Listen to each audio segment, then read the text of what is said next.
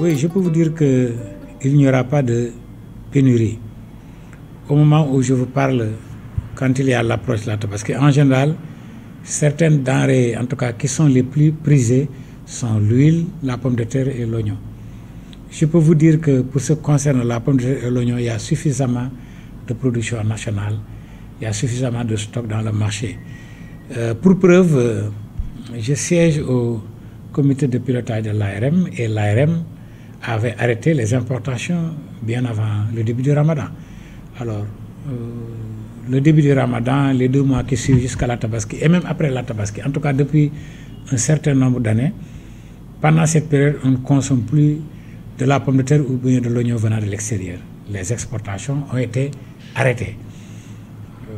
La seule raison, c'est pour avoir le temps et l'espace, en tout cas, et le marché disponible pour l'écoulement des produits locaux, de la production nationale. Et depuis un certain temps, les cultivateurs, en tout cas les maraîchers des différentes zones du Sénégal, ont relevé le défi de la production. Il reste probablement les défis de la conservation. Il n'y a pas assez de lieux de conservation disponibles. En dehors de cela, il y a aussi, disons, le manque de disponibilité, en tout cas d'aires de stockage. C'est ça qui fait qu'il y a souvent des pertes de 30 à 40% en général de la production jusqu'à la consommation. Alors, donc les producteurs, les maraîchers ont relevé le défi de la production. Il reste le défi de la conservation et le défi de la transformation et de l'industrialisation. Parce qu'il n'y a pas d'unité industrielle spécialisée pour transformer ces produits maraîchers en produits conservés qui peuvent durer 6 mois à 1 an. Malheureusement, nous n'avons pas ça. Alors que d'autres hommes d'affaires peuvent acheter nos produits pendant la période de production à foison et peuvent les amener ailleurs, les transformer ou bien les mettre dans des systèmes de conservation et revenir nous les vendre.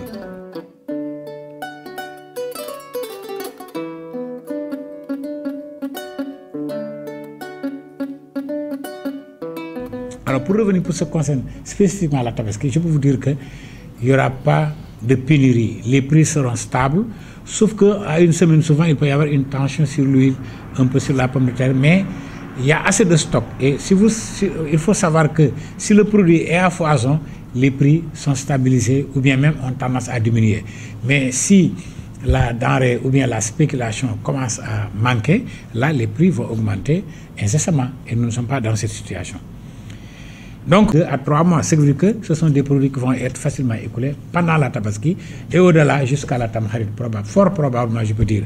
Maintenant, donc, nous pouvons vous dire que les prix seront stables puisque le marché est bien approvisionné.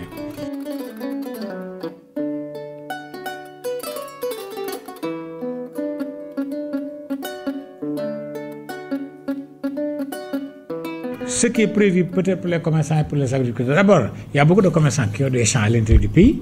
Certes, ils sont à Dakar, certes, ils sont à Colobane, à Sadaga, à Tilène, à Thiaroye, mais ils ont des champs.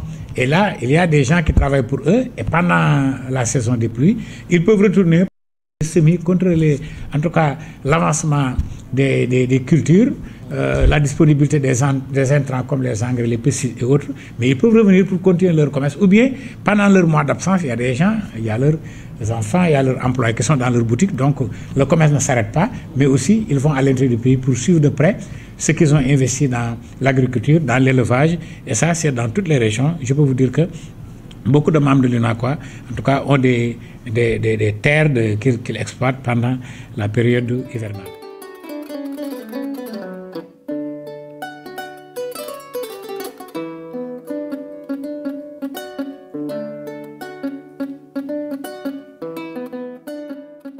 Le déplacement de Sandaga, c'est un morceau très sérieux, parce que Sandaga va être centenaire dans 5 ans, 6 ans, 7 ans. C'est vrai que si on continue à laisser la situation comme telle, le bâtiment peut s'effondrer d'un moment à l'autre.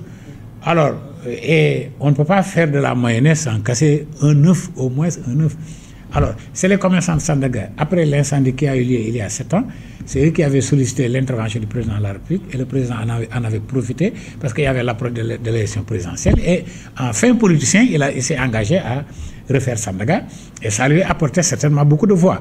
Des projeté qui a été validé par l'architecte, par l'AGETIP, par le ministère du Commerce de l'époque, à l'ISAR, donc par M. le Président de la République qui avait mis en place cette commission où il y avait autant les gens du ministère mais aussi les commerçants de Sandaga. Et les commerçants de Sandaga étaient représentés par la structure ATS, And Taxawu Sandaga. Bon, la pause de la première pierre devait se faire avant la présidentielle, mais vu le temps qui pressait, les gens ont préféré attendre. Et dernièrement, le président a relancé le dossier par l'intermédiaire d'Abdou Karim Fofana, puisqu'en temps, il y a Abdou Karim Fofana qui a hérité le dossier. Donc, le déplacement Sandaga est imminent.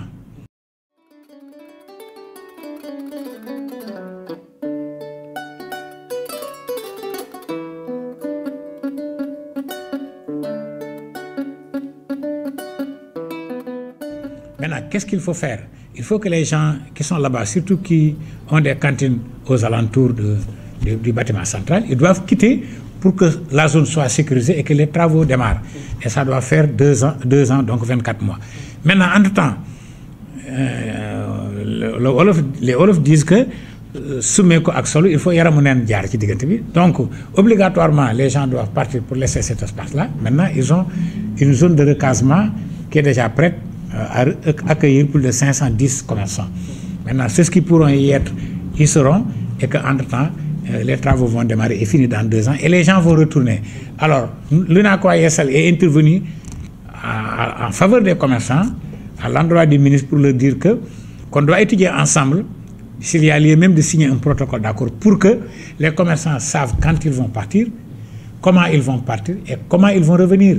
Et la réponse à ces 3 questionnements peut être la solution à tous les problèmes qui avaient surgi il y a 15 jours. C'était le toll et c'était le thème central de toutes les discussions à Dakar. Mais heureusement, on avait sollicité à l'endroit du ministre et au niveau du monsieur le président de la République pour que les déguerpissements puissent s'opérer après la Tabaski et non avant la Tabaski. Et ça a créé un ouf de soulagement.